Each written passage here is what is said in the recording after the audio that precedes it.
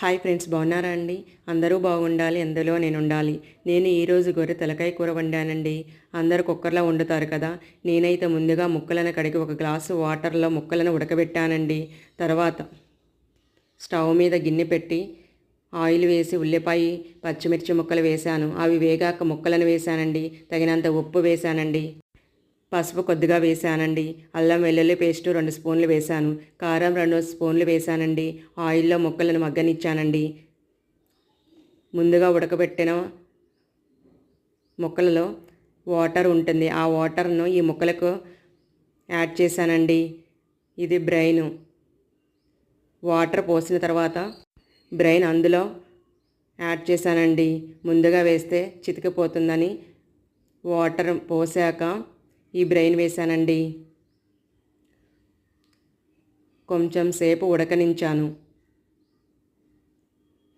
లాస్ట్లో కొత్తిమీర గరం మసాలా యాడ్ చేశానండి.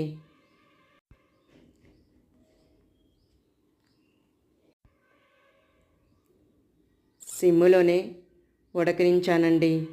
ఆయిల్ తేలే వరకు సిమ్ములోనే మగ్గనించాను.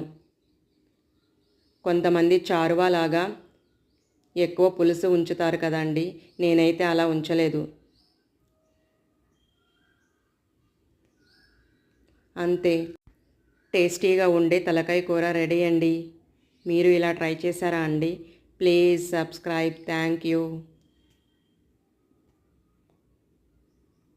లైక్ కూడా చేయండి.